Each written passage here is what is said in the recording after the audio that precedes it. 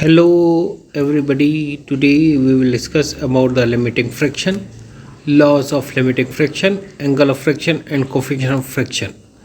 ये बहुत important topic है। कंपटीशन के ज़माने में ये बहुत इम्पोर्टेंट चीज़ आती हैं और इससे रिलेटेड बहुत से क्वेश्चन भी पूछे जाते हैं। तो इसके बारे में आपको पहले मालूम होना चाहिए। ये स्टार्टिंग क्लास 11 से होता है, मगर इसे कई जगह यूज़ में आता है और कंपटीशन में भी पूछा जाता है, तो ये इसके बारे में आपको मालूम होना चाहिए।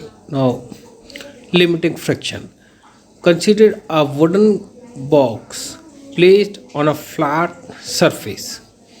Box is tied to one end of the string and the other end of the string is being pulled by a force. अब यहाँ पर एक चीज़ ये बताने वाली है कि यहाँ वुडन बॉक्स की बात करी जाए। जस्ट लाइक हेयर एक वुडन बॉक्स यानी लकड़ी का बॉक्स है और एक सरफेस पे है, एक साइड से पुल किया जा रहा है, जैसे रेड लाइन से पुल करते दिखाया मैंने। तो एक फ्रिक्शन फोर्स यहाँ पे बॉटम पे लगेगी, बॉटम यानी नीचे से लगेगी फ्रिक्शन, ये जो कि फोर्स के ठीक अपोजिट में लगेगी। और नॉर्मल रिएक्शन जो है आपका ये ब्लैक लाइन से दिखा रहा रिएक्शन नहीं होगा और वेट mg नीचे लगेगा। इसके आगे पढ़ते हैं इसमें क्या क्या चीज़ दे रखी। When we apply a force F we find the box is will not move, यानी बॉक्स नहीं मूव करेगा, हल्का सा अगर फोर्स लगाए। When we apply a force मतलब आप फोर्स जब आप करते जा रहे हैं, इंक्रीज करते जा रहे हैं, as we keep on increasing the pull gradually the stage will come when the pull is equal to the opposing friction, यानी कि जब आप फ्रिक्शन फोर्स लगाएंगे तो ये जो फ्रिक्शन है बढ़ता चले जाएगा। जैसे फोर्स यहाँ लगा रहे हैं और ये बढ़ता चले जाएगा और फ्रिक्शन एक टाइम आएगा कि ये मतलब जब पुल लगा रहे हैं ये इसके इक्वलेंट आ जाता है। तो इक्वल जब हो जाएगा तो उसे हम लिमिटिंग फ्रिक्शन कहते हैं। ये ही डेफिनेशन में है जी कि आप if we further increase the pull a stage reach when the block is just start moving, वो चलने लग गया। At this stage the friction force is maximum for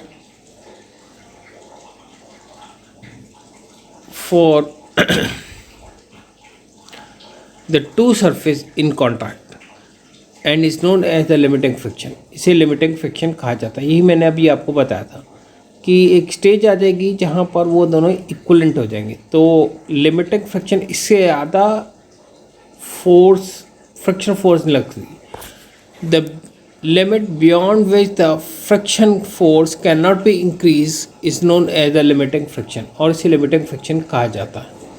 ये जो मैंने बताया पॉइंट लिमिटिंग फ्रिक्शन, यानी कि ये लिमिटिंग फ्रिक्शन आपका वो फ्रिक्शन होगा जिसमें अब corresponding to maximum value of the friction force, और ये क्या है maximum value of the friction force की होगी और इसे लिमिटिंग फ्रिक्शन कहा जाएगा। एग्जाम्पल आपको अगर समझाता है तो ये दिख रहे हैं आप कि इसमें यहाँ पर वेट लग रहा है, रिएक्शन इधर लग गया, फोर्स इधर लग रही है, तो लिमिटिंग फ्रिक्शन। अब ज़रूरी नहीं है कि सरफेस जो है वो बॉटम का ही हो, ये सिर्फ सिंप्लीफिकेशन के लिए दिखा रखा है। इसके बेस मैंने कई न्यूमेरिकल पहले ऑलरेडी सॉल्व कर रखे हैं जो कि IITs या आपके कंपटीशन ज़माने में पूछे जाते हैं, तो उसके आप मेरे प्रीवियस न्यूमेरिकल देख सकते हैं, यहाँ पे फ्रिक्शन के लिए काफ़ी बताया जाता है। Now the laws of friction, ये लॉज ऑफ फ्रिक्शन क्या है।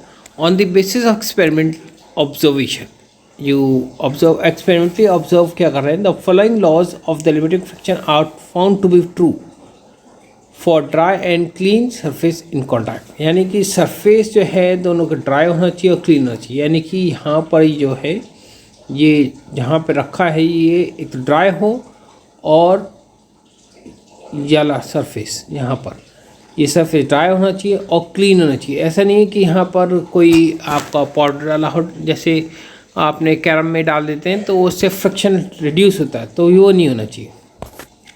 The limiting friction depend upon the nature of the surface पे डिपेंड करता है and the state of smoothness, कितना स्मूथ है। स्मूथ यानी कि उसमें खुरदुरापन नहीं, उसे बोलते हैं।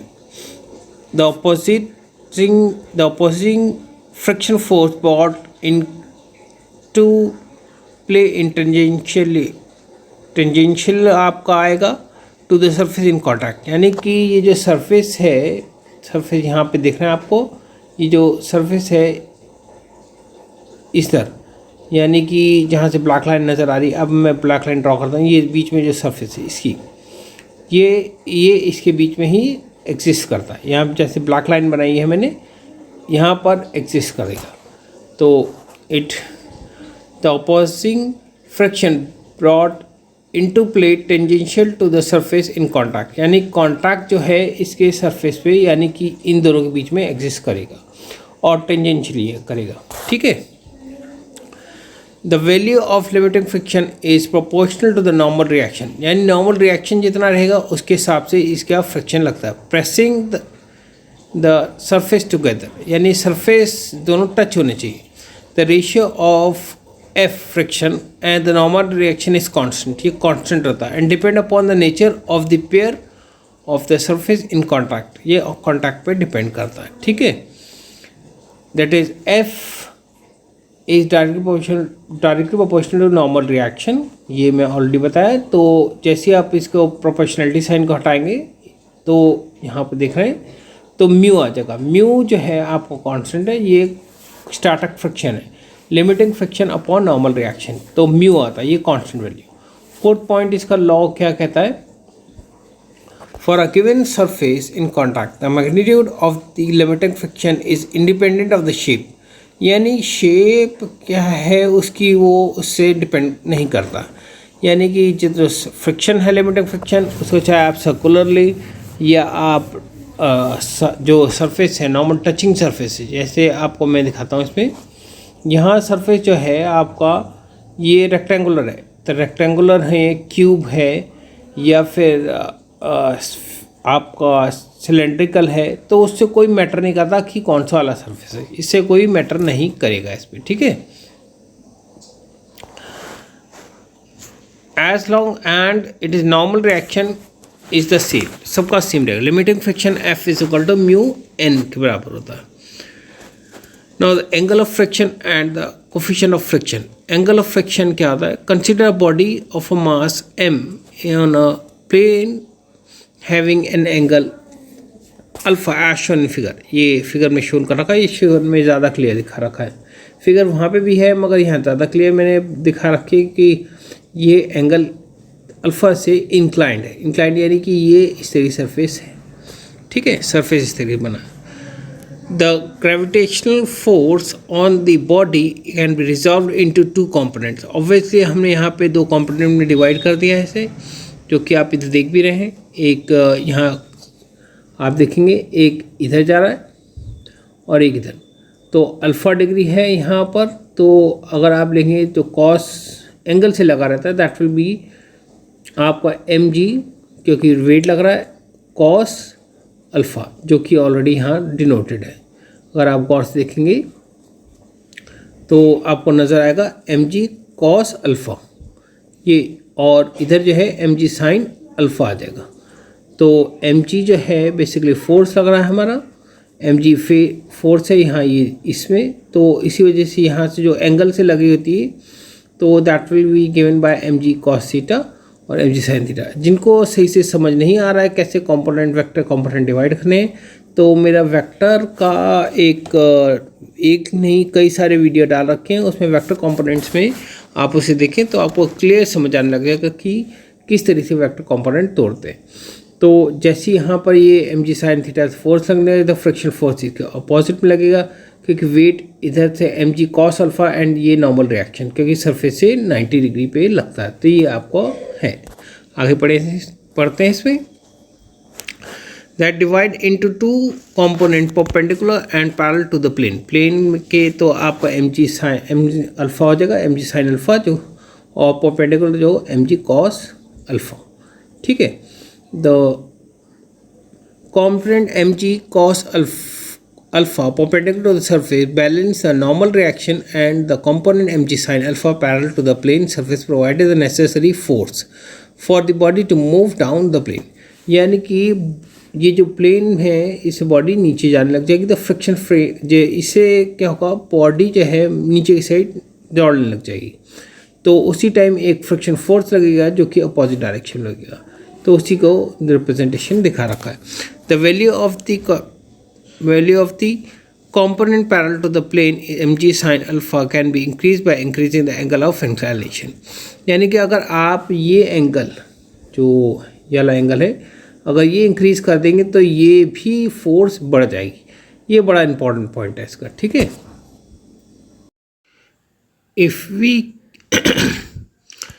we keep on increasing alpha at a particular value of alpha, the body will just start sliding down the inclined plane. At this stage, the force of friction F is equal to mg sin alpha। तो ये already आपका मैं calculate करके दिखाया था mg sin alpha, जो previous इसमें clip में है mg sin alpha component vector component में, जिससे बॉडी जो है मूव करने है। अगर ये लिमिटिंग फ्रिक्शन से ज़्यादा हो जाएगी तो जो बॉडी है वो नीचे स्लाइड करने लग जाएगी। That is you can say as F is equal to mg sin alpha n Rn, that means normal reaction is mg cos alpha। ये वेक्टर जिन्हें ब्रेकअप करने आते हैं तो यहाँ फिगर दिखा रखिए। अगर हम इक्विलिब्रियम में लें तो लेफ्ट वाली force equal to right hand force और वर्टिकल जो है आप up force is equal to down force. तो ये वही दिखा रखा है, F is equal to mg sin alpha R and normal reaction is equal to mg cos alpha। तो ये अगर इस इक्वेशन को अगर हम फर्स्ट इक्वेशन लें और ये सेकंड इक्वेशन लें, फर्स्ट डिवाइड बाय सेकंड करें फर्स्ट इक्वेशन बाय सेकंड, तो हमको क्या मिलेगा F upon R N is equal to M G sine alpha upon M G cos alpha. M G cancel हो जाएगा तो sine upon cos that is tan alpha. Mu is equal to आपका ये value जो है F upon R N is mu. Mu is coefficient of limiting friction, तो mu upon tan alpha value हमारी आ जाएगी। That is this angle of inclination of a plane is called the angle of friction. इसे angle of friction भी कहा जाता है, ठीक है। Mu the angle of inclined plane at which the body is just begin to slide, और body जो है जस्ट स्लाइड होने लग जाए तो is called the angle of friction. इसे एंगल ऑफ फ्रिक्शन कहा जाता है। The coefficient of static friction can also be defined as coefficient of static friction. ये मैं ऑलरेडी आपको बताया था, it is mu. Mu is F upon R N normal reaction. It is defined as the tangent of the angle of friction. The angle of friction is also known as angle of repose। कई बार ये angle of repose भी पूछते हैं junior class में, जैसे 11th में, और coefficient of static friction, तो आपको उसमें न्यूमेरिकल में पूछने को आ जाएगा। ऐसे अगर आप क्लैरिकल एग्जाम में देखें तो स्टैटिक फ्रिक्शन आ जाता है, या फिर आप ये कह सकते यूनिवर्सिटी के एग्ज़ाम्स होते हैं तो उसमें भी पूछा जा सकता है ये। तो ये इसकी इंपॉर्टेंट डेफिनेशंस हैं। ये आपको angle of repose, angle of static friction, ये सब angle of tangent of angle of friction, ये सब आप आराम से पढ़ सकते हैं। आज के लिए हम इतना ही पढ़ेंगे, और kindly subscribe share my channel physics for you boy doctor Rashid. आप अगर सब्सक्राइब करेंगे तो आपको मेरी वीडियो अपडेट्स मिलते रहेंगे और दिन पे दिन आपका फिज़िक्स इम्प्रूव होता चले जाएगा। आज के लिए इतना ही, थैंक यू।